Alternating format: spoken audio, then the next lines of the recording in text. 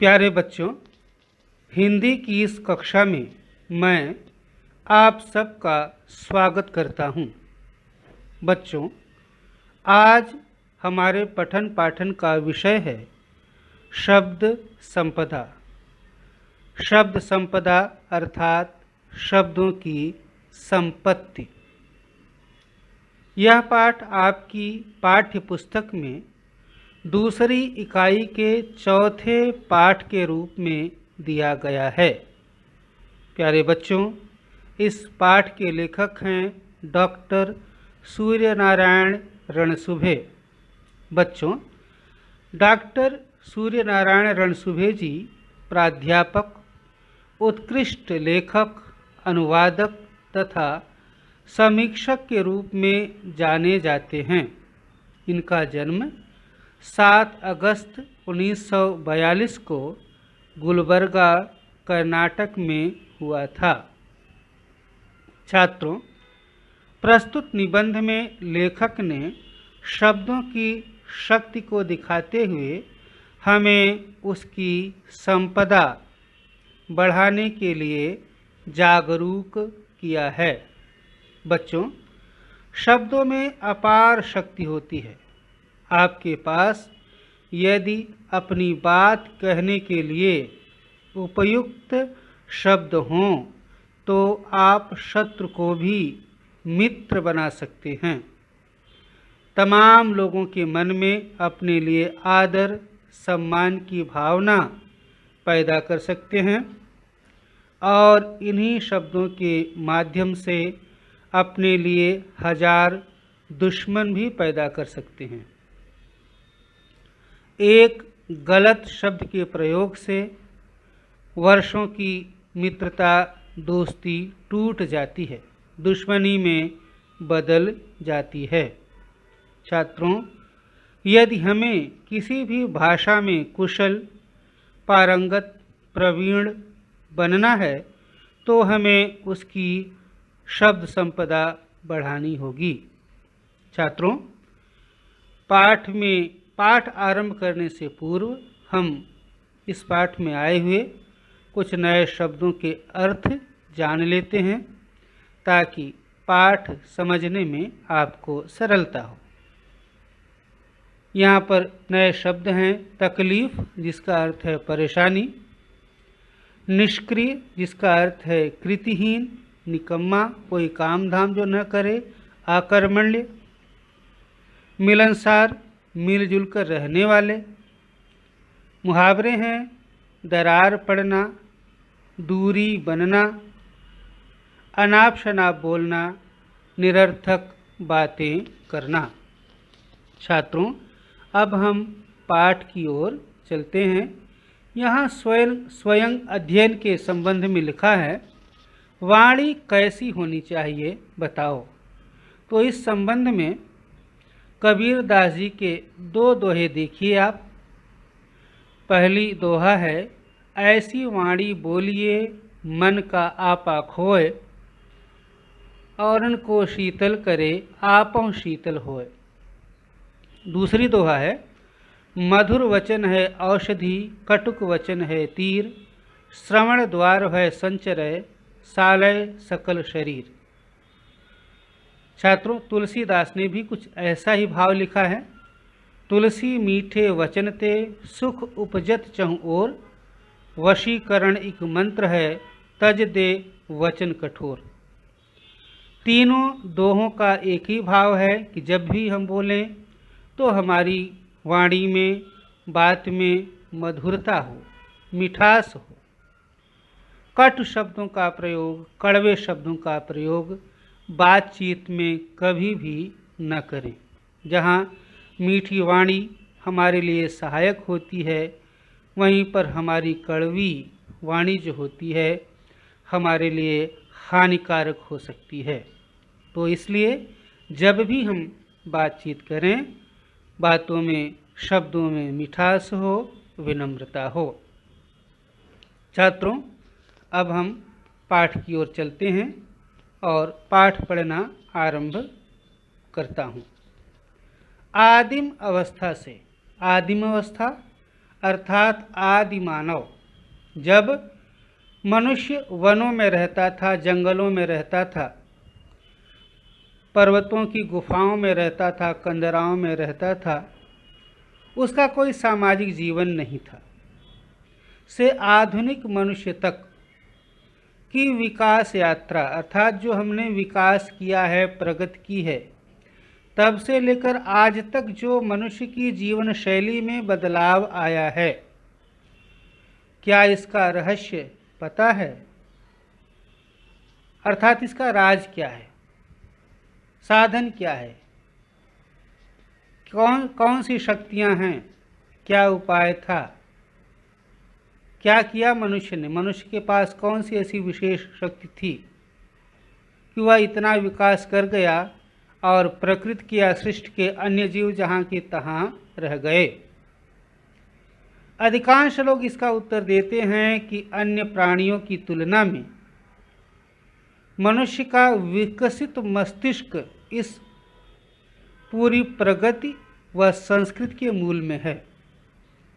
तात्पर्य यह है कि मनुष्य दिमागी रूप से, मानसिक रूप से अन्य प्राणियों की तुलना में श्रेष्ठ है, उसका मस्तिष्क ज़्यादा सक्रिय है और इसीलिए वह इतनी प्रगति कर पाया। यह उत्तर अपूर्ण है। लेखक के अनुसार कहते हैं कि यह उत्तर अपूर्ण है। मनुष्य के मानसिक शक्ति का प्रभाव तो है, इसे नकारा नहीं जा सकता, लेकिन पूरा श्रेय उसी का नहीं है। पूर्ण उत्तर या पूरा उत्तर कह रहे यह है कि मनुष्य की प्रगति हुई वह इसलिए कि इस मस्तिष्क ने भाषा की खोज की। भाषा की खोज हो जाने के बाद वह अपने विचारों का प्रचार करना जान गया, अपने विचारों को दूसरों को अवगत कराने लगा और दूसरों के विचार जानने लगा, जबकि सृष्टि के अन्य प्राणियों में यह व्यवस्था, यह सुविधा उन्हें प्राप्त नहीं है। भाषा की खोज हो जाने से लिपियां बनी और लिपियों से ज्ञान जो है वह पुस्तकों के रूप में सुरक्षित और संरक्षित हो गया। इसका लाभ लेते लेते हम यहाँ तक पहुँचे हैं। भाषा ही सभी प्रगति की जड़ में है। कहते हैं कि जितनी भी प्रगति हुई है, जितना भी विकास हुआ है, जितनी भी उन्नति हुई है, सबके मूल में भाषा है। अगर भाषा न होती तो हम आज इतनी प्रगति नहीं कर सकते थे। दुनिया की सभी ज्ञान शाखाओं का विकास, ज्ञान शाखाओं मतलब चाहे वह अंतरिक्ष विज्ञान हो, चाहे भूगर्भ विज्ञान हो, चाहे प्राणी शास्त्र हो, चाहे इतिहास हो, भूगोल हो, कोई भी शास्त्र हो, सबका विकास भाषा के कारण ही या भाषा के माध्यम से ही हो सका है। अब इसके बाद भाषा की परिभाषा क्या है ये बता रहे हैं। भाषा क्या है? सार्थक शब्दों का व्यवस्थित क्रमबद्ध संयोजन ही भाषा है। अर्थात अर्थपूर्ण शब्दों को व्यवस्थित ढंग में रखना, जिसका कोई अर्थ निकले, वही क्या है? भाषा है। शब्दों का यह संसार बड़ा विचित्र है। विचित्र मतलब अनोखा, अद्भुत। शब्दों की ताकत अर्थात शक्ति की ओर हमारा ध्यान कभी नहीं जाता। शब्द ही मनुष्य को ज्ञान से जोड़ते हैं, अर्थात जो ज्ञान हमें प्राप्त होता है वह शब्दों के माध्यम से ही प्राप्त होता है। शब्द ही मनुष्य को मनुष्य से जोड़ते हैं और शब्द ही मनुष्य को मनुष्य से तोड़ते हैं, अर्थात मित्रता भी कराते हैं, शत्रुता भी कराते हैं, दोस्त भी बनाते हैं, दुश्मन भी बनाते हैं। विज्ञान की दृष्टि से तो अक्षर मतलब वर्ण या लेटर, ध्वनि के चिन्ह हैं, निर्जीव हैं, इनमें जान नहीं होती, प्राण नहीं होते। मनुष्य ही उन्हें अर्थ देता है और जीवंत बनाता है, अर्थात उनमें जीवन डाल देता है। जब शब्द जीवंत हो जाते हैं, उनमें जान आ जाती है, जीवित हो जाते हैं, तो फिर उनमें मनुष्य के विविध मतलब तरह तरह के अनेक प्रकार के भिन्न भिन्न स्वभाव गुण आने लगते हैं।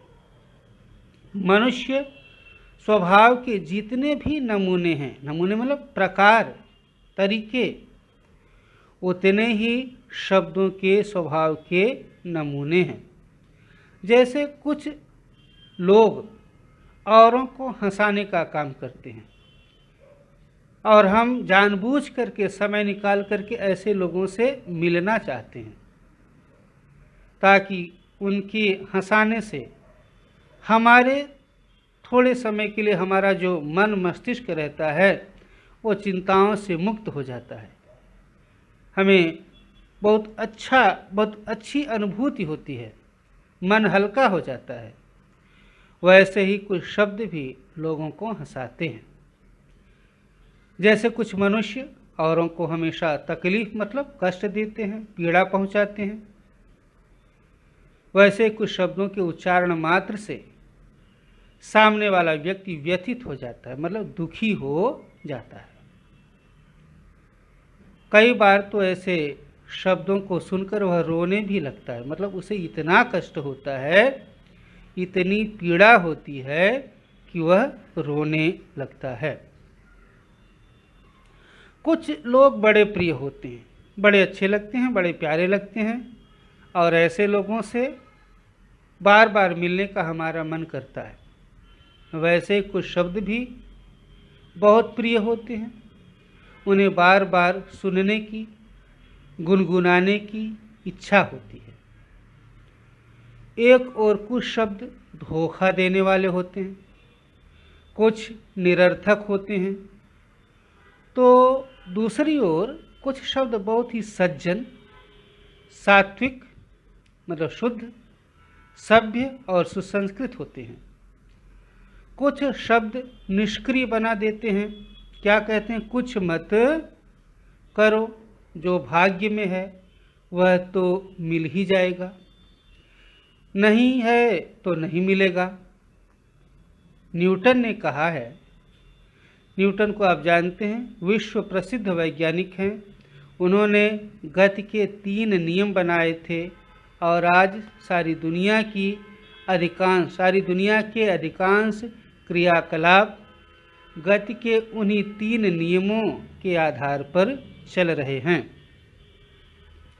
उन्होंने कहा था कि किसी भी काम की सफलता के लिए 90% परिश्रम अर्थात आपकी मेहनत, 5% बुद्धि और 5% संयोग अर्थात भाग्य लक की जरूरत होती है। परंतु याद रखें, किसी भी काम को पूर्णत्व अर्थात पूर्णता देने के लिए 90% कठोर परिश्रम की जरूरत होती है। संस्कृत में श्लोक है, श्रमेव साध्यन्ते कार्यैः न मनोरथे, अर्थात कोई काम श्रम से, मेहनत से, परिश्रम से पूरा होता है, मात्र मनोरथ अर्थात इच्छा कर लेने से वह काम पूरा नहीं होता। ऐसे शब्द जो हमें निष्क्रिय करते रहते हैं, हमें अकर्मण्य बनाते हैं, उन्हें हमें अपने जीवन व्यवहार से निकाल बाहर करना चाहिए। कुछ भाषाओं के शब्द किसी अन्य भाषा से मित्रता कर लेते हैं और उन्हीं में से एक बन जाते हैं। जैसे आपके मित्रों में से कुछ ऐसे होते हैं जो सबसे घुल मिल जाते हैं, कुछ ऐसे होते हैं जो औरों से मित्रता नहीं कर पाते। शब्दों का भी ऐसा ही स्वभाव होता है। विशेषकर अंग्रेजी भाषा के कई शब्द जिस किसी प्रदेश में गए वहाँ की भाषाओं से घुल मिल गए, जैसे बस, रेल, कार, रेडियो स्टेशन आदि। ये शब्द हैं तो अंग्रेजी भाषा के, लेकिन हिंदी भाषा में इतने धड़ल्ले से प्रयोग किए जाते हैं कि लगता है ये हिंदी के ही शब्द हैं। कहा जाता है कि तमिल भाषा के शब्द केवल अपने परिवार अर्थात द्रविड़ परिवार तक ही सीमित रहते हैं। वे किसी से घुलना मिलना नहीं चाहते। अलबत्ता हिंदी के शब्द मिलनसार हैं, परंतु सब नहीं। कुछ शब्द तो अंत तक अपना स्वतंत्र अस्तित्व बनाए रखते हैं। अपने मूल रूप में ही वे अन्य स्थानों पर जाते हैं। कुछ शब्द अन्य भाषा के साथ इस प्रकार जुड़ जाते हैं कि उनका स्वतंत्र रूप खत्म सा हो जाता है, अर्थात लगता है कि वे उसी भाषा के शब्द हैं। हिंदी में कुछ ऐसे भी शब्द पाए जाते हैं जो दो भिन्न भाषाओं के शब्दों के मेल से बने हैं।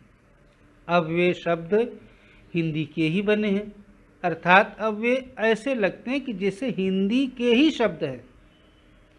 जैसे हिंदी संस्कृत से बना शब्द है वर्षगांठ, मांग पत्र। हिंदी अरबी फारसी से बना शब्द है थानेदार, किताब घर।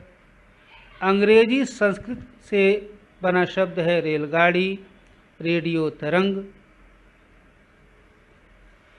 अरबी फारसी अंग्रेजी से बना शब्द है बीमा पॉलिसी आदि। इन शब्दों से हिंदी का भी शब्द संसार समृद्ध हुआ है।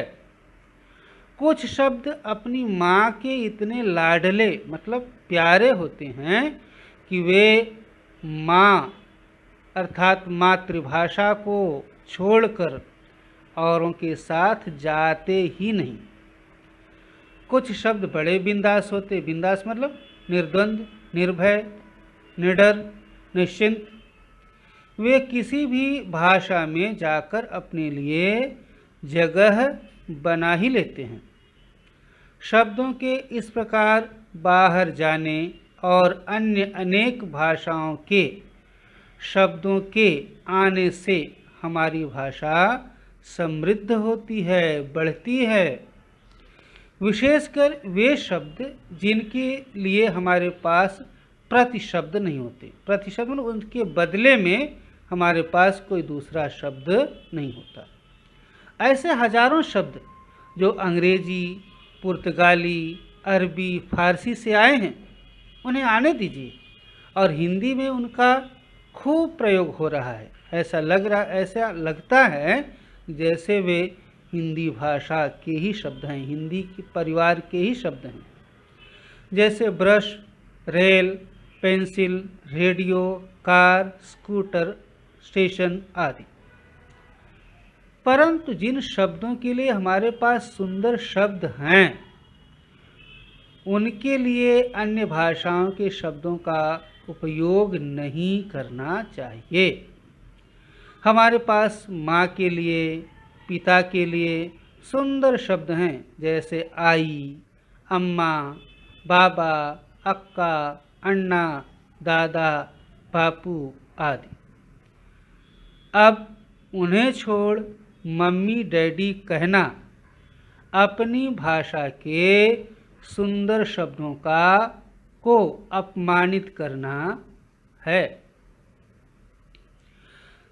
हमारे मुख से उच्चरित शब्द, उच्चरित मतलब निकले हुए, उच्चारण किए हुए शब्द हमारे चरित्र, बुद्धिमत्ता, समझ और संस्कारों को दर्शाते हैं। शब्द जितने सात्विक होंगे, पवित्र होंगे, शुद्ध होंगे, हमारे संस्कार, हमारे चरित्र उतने ही उत्तम, उतने ही श्रेष्ठ माने जाते हैं। इसलिए शब्दों के उच्चारण से पूर्व हमें सोचना चाहिए। अर्थात जो कुछ हम कहना बोलना जा रहे हैं पहले विचार कर लें वो उचित होगा कि नहीं। कम से कम शब्दों में अर्थपूर्ण बोलना और लिखना एक कला है। यह कला विविध पुस्तकों के वाचन से, अच्छी पुस्तकों के पढ़ने से, परिश्रम से साध्य मतलब सफल होती है, प्राप्त होती है, आती है। मात्र एक गलत शब्द के उच्चारण में बोलने से वर्षों की दोस्ती में दरार पड़ सकती है, दूरियां आ जाती हैं, दोस्ती टूट जाती है, मित्रता खत्म हो जाती है। अब किस समय किसके सामने किस प्रकार के शब्दों का प्रयोग करना चाहिए, इसे अनुभव, मार्गदर्शन, वाचन और संस्कारों द्वारा ही सीखा जा सकता है। मार्गदर्शन मतलब उचित सलाह, सुंदर, उपयुक्त और अर्थमय शब्दों से जो वाक्य परीक्षा में लिखे जाते हैं उस कारण ही अच्छी श्रेणी मतलब बढ़िया ग्रेड, अच्छे मार्क्स आपको प्राप्त होते हैं। अनाप शनाप मतलब फालतू की, निरर्थक शब्दों का प्रयोग हमेशा हानिकारक होता है।